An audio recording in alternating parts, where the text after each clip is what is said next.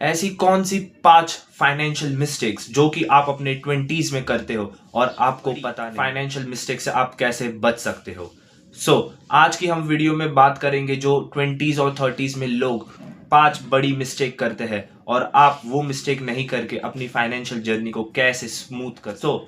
First financial mistake जो कि है लिविंग फॉर अपीयरेंस। अब जैसे कि आप अपने 20s में हमारा ईगो ज़्यादा बड़ा होता है, बट हमारा जो इनकम सोर्स है वो छोटा।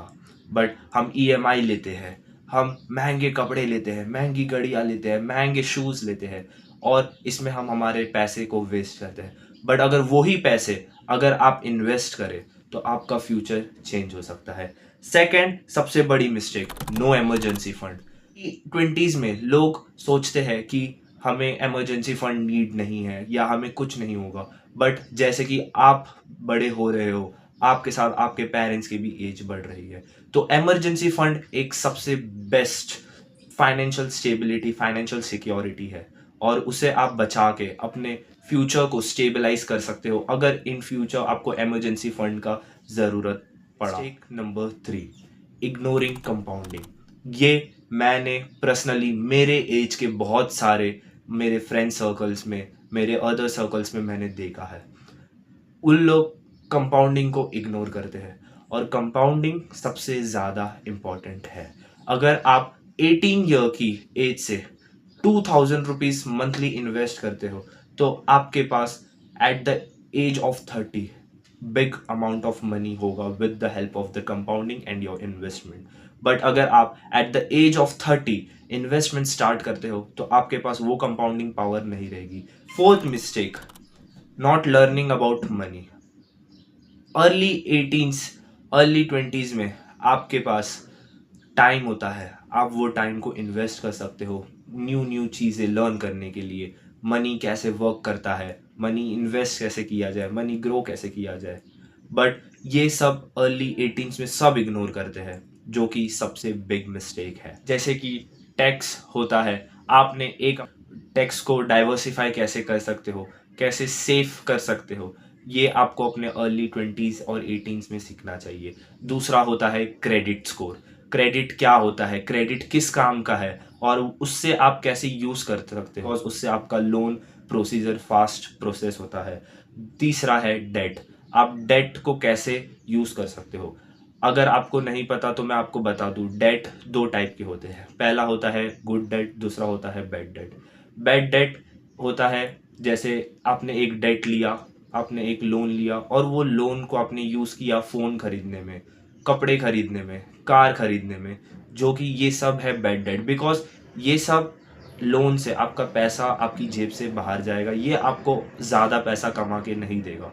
बट उधर ही होता है गुड डेट, जो कि आपको और पैसे ला के देगा। जैसे कि आपने लोन लिया, उससे आपने एक एसेट खरीद लिया जो कि हो सकता है रियल एस्टेट प्रॉपर्टी, और वही प्रॉपर्टी आपको रेंट ला के देगी जिससे आप अपने डेट को पे ऑफ कर सकते हो और एक्स्ट्रा इनकम आप अपने पास रख सकते हो। तो ऐसे टाइप के भी डेट्स होते हैं। फिर चौथा होता है इन्वेस्टमेंट। आप अपने पैसों को इन्वेस्ट कर सकते हो, डाइवर्सिफाई कर सकते हो, stocks, mutual funds, bonds, commodities, ये सब जगह आप डाइवर्सिफाई करके और ज़्यादा इंटरेस्ट कमा सकते हो। फिफ्थ मिस्टेक पे जो कि है डिपेंडिंग ओनली ऑन सैलरी। और मैंने इंडिया में बहुत लोगों को देखा है, वो अपने सैलरी पे डिपेंड करते हैं।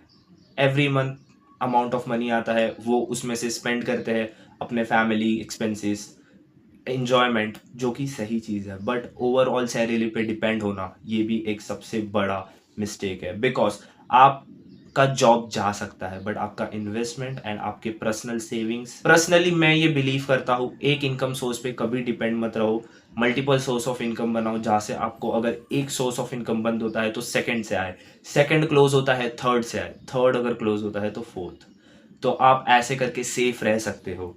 तो ये कुछ 5 ऐसी बड़ी मिस्टेक्स थी जो टाइम अवॉइड करते हैं, बट मैं चाहता हूँ ये सब बेसिक मिस्टेक्स में ना फंसे।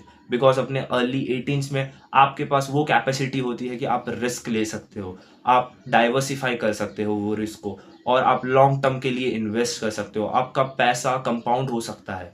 बट ये सब मिस्टेक की वजह से, इग्नोरेंस, अवॉइडेंस की वजह से लोग अपना पैसा कंपाउंड नहीं कर पाते और इनकम ग्रो नहीं कर पाते और सिर्फ वन सोर्स ऑफ इनकम जो कि उनका सैलरी है उस पर बेस्ड रहते हैं।